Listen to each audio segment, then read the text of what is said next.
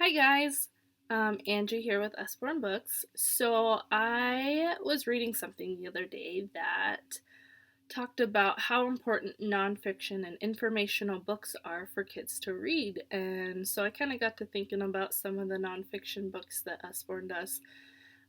So I came up with quite a few, and so I wanted to make you a quick video to show you some of the different nonfiction books we have and how Usborne does nonfiction several different ways.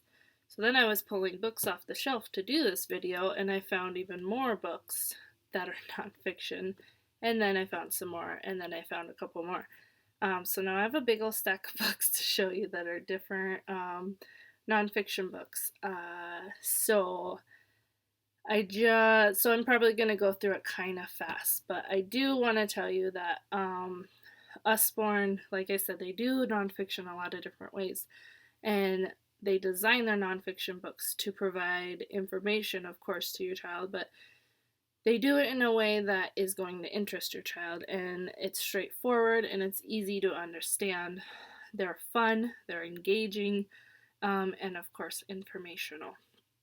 And having nonfiction books around could be a really great way to be a building block, so to speak, to reading. If you have a kiddo that doesn't really like reading and hasn't found any books they really like, but maybe they really like trains or planes or elephants or something, then get them a book about something they like and let that be the building block to how they start reading.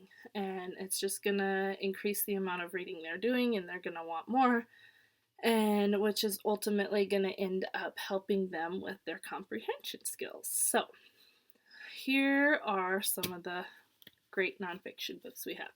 So first up, the little pocket books, and this big.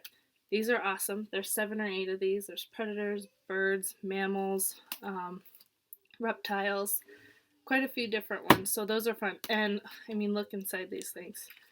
They're chock full. They've got different facts and fun facts and how they eat and where they live, and just great little informational books about different animals. And then we have these beginning reader books. There are several of these. These are only $4.99 too, what I love. There's probably like 30 or 40 of them. But they have so much information in these little books. They're like 25, 30 pages long, but the way they show you about them, there's little bits of information, which really helps with kids to break up the text. But then there's fun little facts about that animal or what have you, and they just make it really fun in a great way and to learn about certain things. They're mostly all animals, but there's like space and firefighter ones as well. So those are awesome. I love those little books. Another one we have is Too Many Questions. This one's super cute. This little mouse just has all these questions, just like our kids do. Kids like to ask questions, so this little mouse goes on an adventure to find the answer to his questions, and you'll never guess where he finds them. I'm not going to tell you, but it's super cute. And then if you've been to a party before, you've heard me talk about the Shine the Light books because they're my favorite. And they are nonfiction. So all of these flashlight books are nonfiction. We have 2 brand new ones that I'll show you later, but there's a sneak peek at those. So yes, the Shine the Light books are double awesome because they're nonfiction. Another one that's super fun, wait for this, Above and Below. And so these are pop-out books you see going the wrong direction. Yeah. And then there's just little bits of information, and there's hidden little animals inside the pop-outs that they can look for and find. So that one's really fun. And now I have a book helper. We also have Where's Will, set up like Where's Waldo, but it's William Shakespeare, and you go through the pages and find William, and then there's other pages that have other things for them to find as well. And then it also tells about all of his plays, all of his famous plays. So that's great if you have a drama kid who likes to know those kinds of things. And then this one's about famous composers. Yeah. So just all about that. The fishy one. The river. This is about a cute little fish. It's got this little cutout with the little scratchies. The river is about a little fish and migration. So teaches kids about migration. The Curious Case of the Missing Mammoth. This one is about a little mammoth that escapes and he runs through a museum. So there's tons of little fun facts about different things. There's flaps.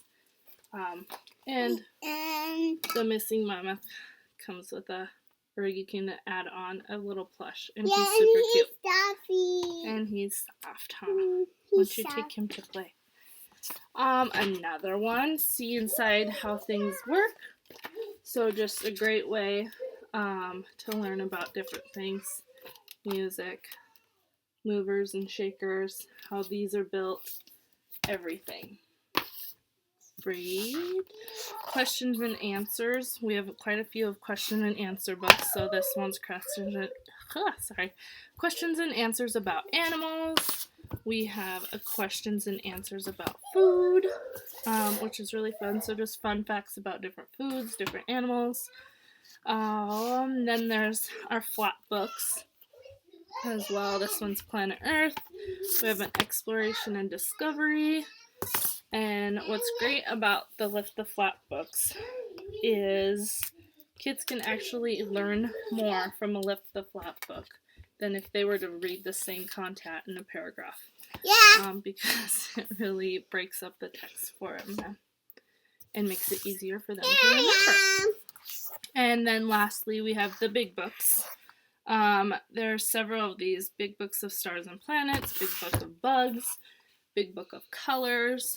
There's a tractor one, but all of these big books are awesome because they have giant fold outs. So this one gets huge. So those are really fun. See all the giant bugs. Gross. So that's what I have for you for nonfiction. So I hope you enjoyed that. Sorry it got a little long. Thanks guys. Bye.